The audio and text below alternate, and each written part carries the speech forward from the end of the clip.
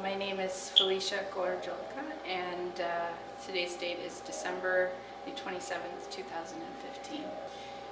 June of 1984, I was with my parents in Southern California. I was 2 years old. Being that small, really the first time that I really learned about the violence was when we went to the local Gurdwara Sahib when I was about 5 or 6 years old. And outside of the Gurdwara Sahib, there's an announcement board. And there, so this is 4 years after the attacks, and there was a poster board and a poster of pictures of these things that were pretty much lined up, and they were basically corpses, and they were burned and charred, and they were mutilated. And you know, as a 6-year-old, you're going in there. It's something that hits you very, very strongly. It's not something that you know, we're exposed to at such a small age. And so I recall taking a look at the poster and asking my dad what happened. So it's interesting that the thing that I don't even remember what he told me, but what I do remember was that I felt sick. It physically did make me sick. I felt something within my gut, and usually, as you know, I'm 25, 30 years later, I can still remember how it physically made me feel. Looking back at that experience, it really, you know, it made me feel like that was my first exposure. It was like this physical manifestation of that first exposure of what hatred and what prejudice and what anger looks like. I think Darbar Sahib is a representation of what Sikhism is all about. It's a representation of unity with its 4 corridors, you know, that is open to anyone and everyone of any caste, of any age, of any religion. It's that oneness, that physical manifestation of Ek Onkar, that just resonates through all Guru Granth Sahib, is what it symbolizes. And it's a very strong concept, and it's a very eternal concept. And just as it was in the Guru's time, and just as it is now, to facilities or organizations that it's a threat to them. We're often, or very often, given this concept of Sikhism as being, you know, Ek Onkar, oneness, togetherness, unity, compassion, and that's everything that we stand for, and that's what, you know, my experience with Sikhism throughout my childhood has stood for. You go to camps, youth camps, they teach the oneness and the compassion and the unity. You know, we would go home, and during our family Raras time, you know, our parents emphasized the oneness and the compassion, and the unity and the ability to see each other as human beings with God's with God resonating through everyone. And seeing what I saw on that poster, sort of, and knowing, you know, the whole story behind what happened with each body, with each person, knowing that there's a story behind every Singh that I saw on that poster, it, number one, made me very sad. Number two, it disappointed me. And I think it disappointed me because it wasn't what I the world wasn't what I was being taught. And there was this discrepancy between what we were taught about what the world should be and what the world actually is. Darbar Sahib for me is now has a very personal connection. One, because we're devout, we try to be devout Sikhs, and two, because my brother is a Hazuri Ragi over there. His name is Bhai Tajvinder Singh, and so it not only has a universal connection for me in that what we all share as Sikhs, that oneness, but it also has now a secondary connection for me in that it's a personal sort of family sort of relationship with that institution, with that site. And so going back, actually I was able to be there with my brother actually doing kirtan, and knowing what's happened, and such history that's happened at that site, along with what it represents, and then also having my brother there, it was an overwhelming sort of experience for me. It's something that I can't describe. I was in Southern California. That was basically through family members, through parents, and just through information, of course, years later after it happened.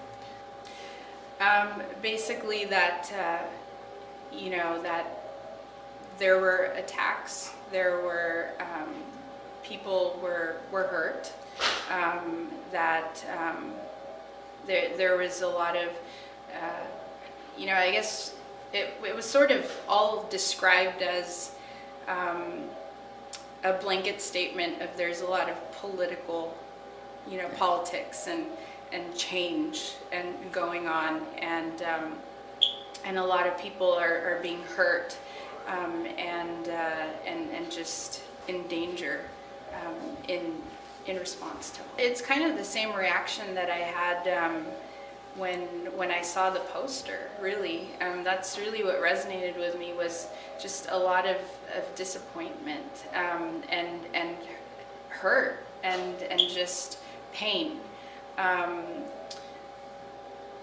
To an extent later on, after I was able to process everything, there was even a little bit of doubt within me initially as to why such a compassionate being would allow something as horrible as this to occur.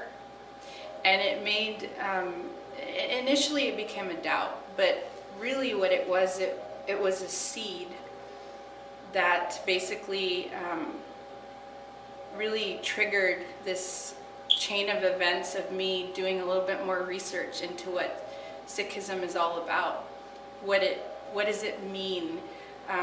What is the role of pain and grief and dukh and sukh within our religion, and within our scope of our lives, and within our interaction between people and of other cultures and of other religions, and of other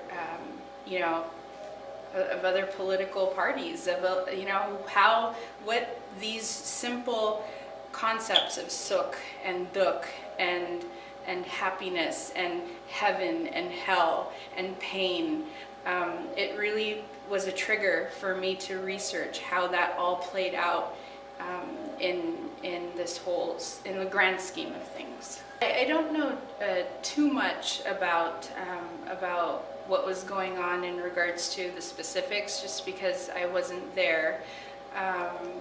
My family is not in Punjab themselves itself. It's mostly outside of the state of Punjab. But what I understood was that the violence had gone beyond the borders of Punjab into even Delhi, to the extent of where actually a personal family member of mine, my uncle, my mother's brother, was affected from this all. The story that I heard was that he was traveling in a bus from one city to another within the city of Delhi, and they had stopped the bus and they had demanded that he come down, and an elder woman who was sitting next to him, who was, I believe, Hindu, told the guards that this is my son, and that she's taking him to a mandir for a specific ceremony that Hindus believe in, which I can't recall at this point the name. And so what they did was the guards basically, or the police, cut his hair and let him go. And to this day, what is told to me through, of course, oral tradition or through story, is that when my mother recounts the memory, is that she basically saved him, or else he would not be here today. So from that personal account, recounting that memory is really the lens that I have to really understand what that role was, and it certainly seemed to me that there was a very specific role in identifying, members of the Sikh faith. Right. It seemed like it was sort of a delayed effect for me, in that I was so small when it happened. The only thing I do remember is that poster of these Sikh men just laying there, mutilated and just charred. That resonates very strongly. And it's just years later that I was able to, 20 plus years later, that I was able to really take into account how this affected my relationship with my guru. As I had said before, it really initially made me doubt the goodness of humanity. But looking into it deeper, I was able to take these concepts of suffering and hatred and anger and happiness and sadness, and really utilize that to strengthen my relationship with my guru, as well as strengthen the role that I feel I can play to be a very constructive member in not only the Sikh society, but in humanity in general. When it comes to justice, I think the universe is just.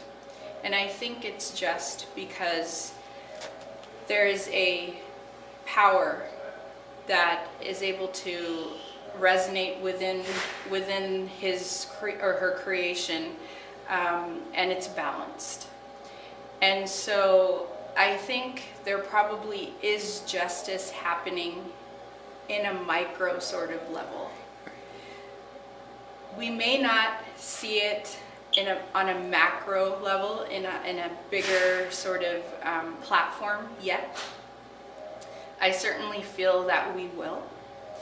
But I think there is justice happening on a micro level, on a smaller level. And just because we don't see it or identify it doesn't mean that it's there.